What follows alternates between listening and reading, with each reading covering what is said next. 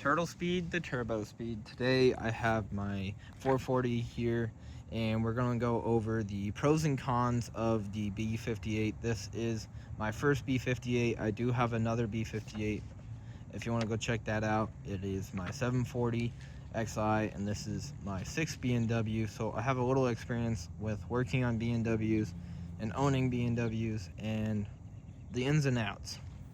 So if you're thinking about getting a B58, 100% recommend getting one. Or if you have the money, go with a full M car. I really love this car either way. I plan on getting a full M car again at some point. I have had the M3, but this is my 440. The pros of the B58 is the reliability. If you've seen it online, it's all over social media right now on how reliable the B58 is. I've had this car for over a year and a half now, and the only thing I had was a crankcase. Breather hose went bad on the crankcase due to my aftermarket turbo inlet. But other than that, it's been a very reliable car. I regularly maintain it, do a service every 3, spark plugs, oil, you name it. I service the heck out of this car because I do not want any failures.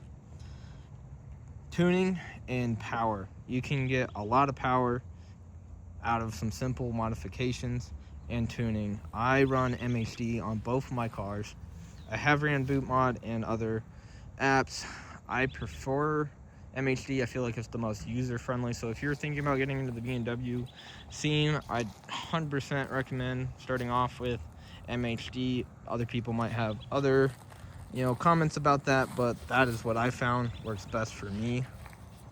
Another thing I love about the B58 platform, from the 2 series all the way up to the 8, I believe. The 8 has the the B58 as well. Both my 440 and my 740, both are amazing looking cars. I get tons of compliments at car meets, just driving around town. A lot of people think this one is an M4 when it is not, but I'm not trying to up-badge it. I do have it D-badged, but I love the way this car looks, and I'm not trying to pose as an M4.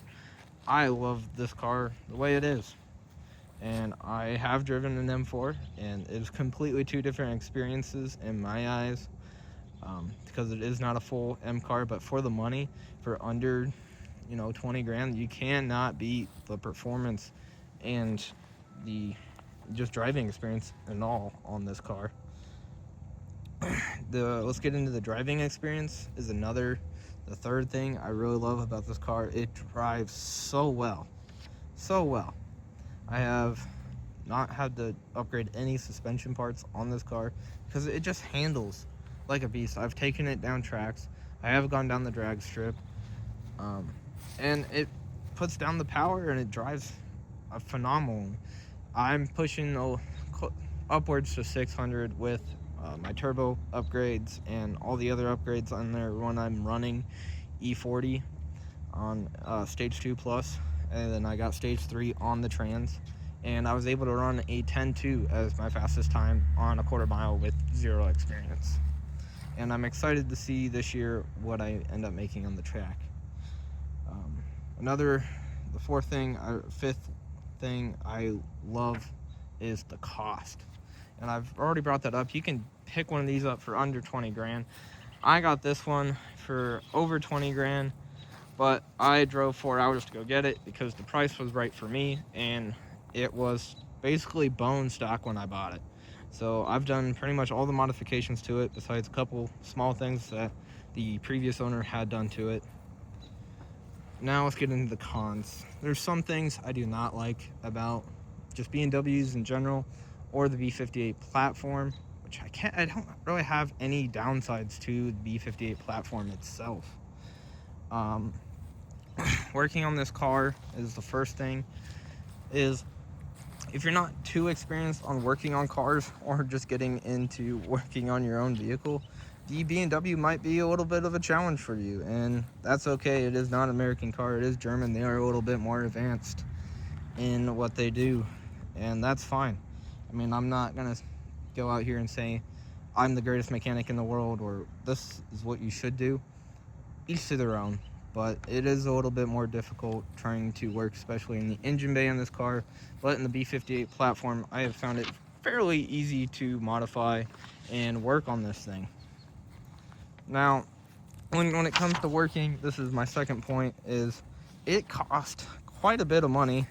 I probably have over 10K into this car, just modifying it and getting it to how I like now.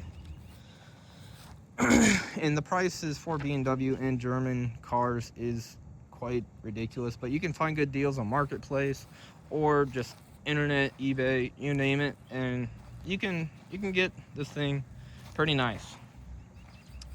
Another thing I do not like is the plastic coolant lines and like the plastic parts, and the amount of sensors that are in this car. The amount of electrical when it comes to diagnosing electrical issues in BMWs is kind of a pain in the butt, but I have learned that after owning 7 BMWs of like the ins and outs of how to go in diagnosing. I'm kind of at a crossroads with the 740 right now, trying to figure out electrical issue with that. I've taken it to a couple shops, I've taken it to BMW themselves, and I just can't quite figure that out yet, but hopefully here soon I get it narrowed down.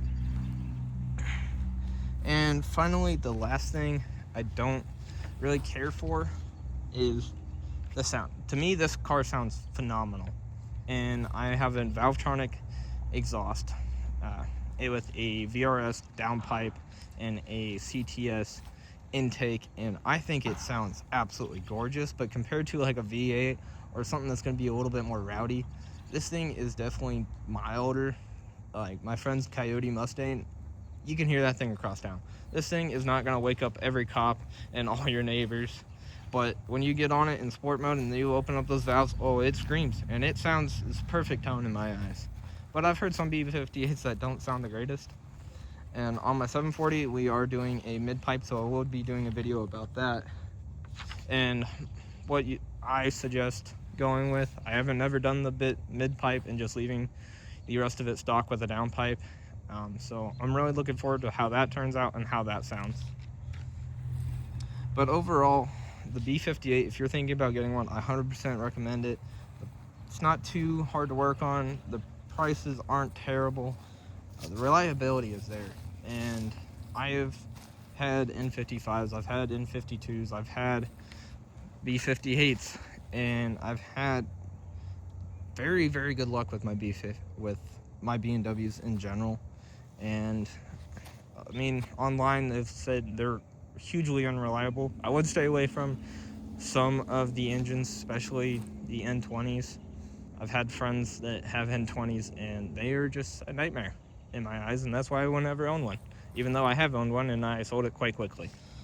But again, thank you for watching, and have a wonderful day. So leave a comment, a like, and subscribe, and put down what I should do next to this car and the 740. I have a lot more plans with the 740. This thing's kind of already built to what I want it to be, but I still have some ideas. So let me down in the comments down below what you think, and have a great day. Thank you for watching.